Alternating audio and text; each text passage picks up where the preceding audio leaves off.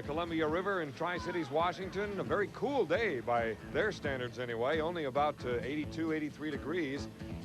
Some of the remains of that engine that blew in the Cellular One in an earlier heat. They've got to clear it out and get another engine in there, of course. Tim Ramsey in the cockpit of the Budweiser turbine. Looks like everything's all right as they will head out in Heat 2B. This is Kenny Washer, the crew chief of the Cellular One, getting that new engine ready to go. And the Pringles, Mr. Pringles heading out. Again, a new sponsor, Duncan Hines, and we welcome them to the Unlimited Hydroplane family. Looking at the rundown for E2A, Miller American, the Squire Shop, they always duke it out quite well. And along with the Mr. Pringles and the rest of the field, here we go. Squire Shop with a great start. Tom DeEath again, jumping right at the button. A legal start. There's the Mr. Pringles going around the outside with Scotty Pierce. We'll set them up as they come out of the first turn. On the inside is the Miller American. In lane number 2 is the Squire Shop. That's the Merlin engine-powered boat against the turbine engine of the Miller American. In lane number 1, the Miller. Lane number 2, the Squire Shop. Chip Hanauer against Tom DeEath. A great race going down the back chute. Chip Hanauer taking the lead away from Tom DeEath out of Detroit, Fairhaven, Michigan to be exact. And now into that rather bumpy second turn, but look who's right there on the outside shoulder of the Miller American. Tom DeEath in the Squire Shop, keeping the RPMs up, the speed up as he comes down the main straightaway. Here they come, dead even down the main straightaway on lap number 1.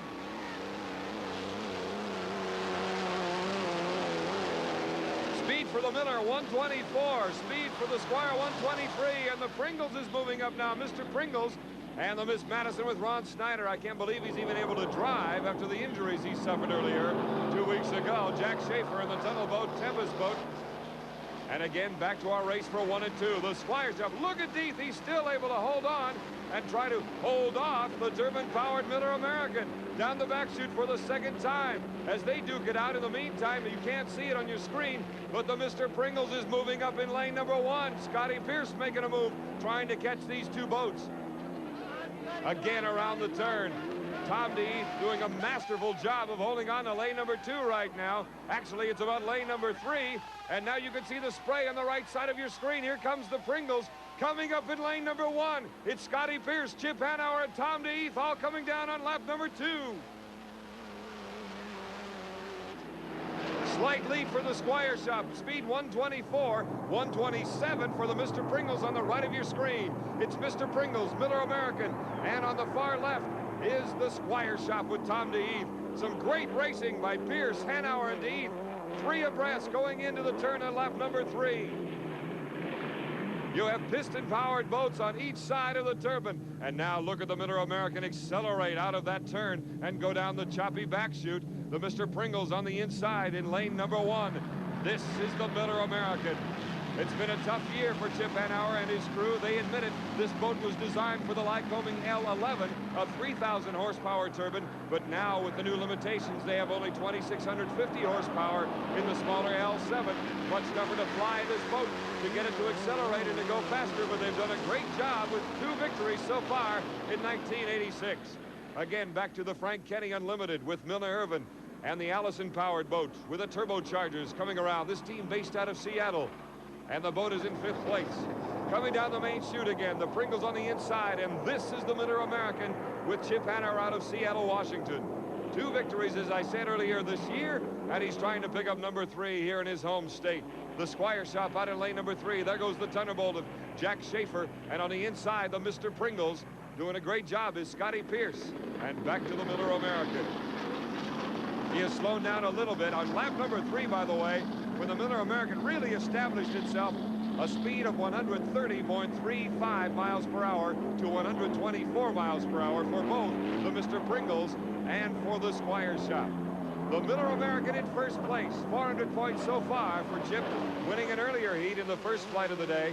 And then now the Squire Shop trying to pick up another at least 300 points as it holds on to second place. Somewhat of a stair step. You can see the Squire in second, the Mr. Pringles in third. Tommy DeEath out of Detroit, a winner of the Gold Cup back in 1976. And of course, you saw him run away from the field in Evansville a couple of weeks ago before he was finally nipped at the finish line, rather, by Jim Crockfeld of the Budweiser. On the right, the Frank Kenny Unlimited And on the outside, the Tempest with Jack Schaefer. Schaefer won here a couple of years ago, driving the American Speedy Printing for RV Bob Taylor. Boy, that was a number of years ago, but he did it. Who will forget when he had the two hands up in the air when he went across the finish line, taking the checkered flag in the final, waving in the air. He was one happy fella. Right now in second place in this Heat 2A, you saw the Squire Shop. This is the third place boat, the Mr. Pringles. Fourth place, this is the Miss Madison, the Holson Miss Madison with Ron Snyder. And here comes Chip Hanauer coming in around the inside and heading for the main straightaway. Tom DeHeath likewise in the Squire Shop out of Seattle. Bob Stile, the owner of this boat. And coming down to take 400 points, Chip Hanauer and the Miller American. Second place goes to the Squire Shop.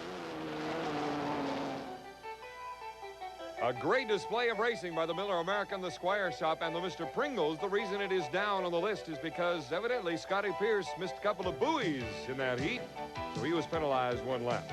Let's go down to the pits. Right now, Don, we're down here with Tommy DeHeath as he gets undressed and gets himself ready. Tommy, very good start. You nailed it right on the money. That's a patented Tommy DeHeath start. Well, it's easy to do when the clock works. No, it was a good start. Chip and I had a good race going there for a while. Then the Pringles came in there, and it was a three-way battle. Heck of a race. Yeah, it was. What about that three-way battle? It was kind of tight there that second lap. Well, I got pushed a little bit wide. Chip was, he was running a good race, and I was out on his hip right where he wanted me, and Pringles snuck up on the inside. Boy, we had to go then. Okay, Tommy, congratulations. Fine race. All right, now with the winner, here's Don. Chip, nice start. You had a lot of company in there. Good three-boat race for a while. Yeah, that was fun. I think we had Scott on one side and Bobby on the other, so that's fun.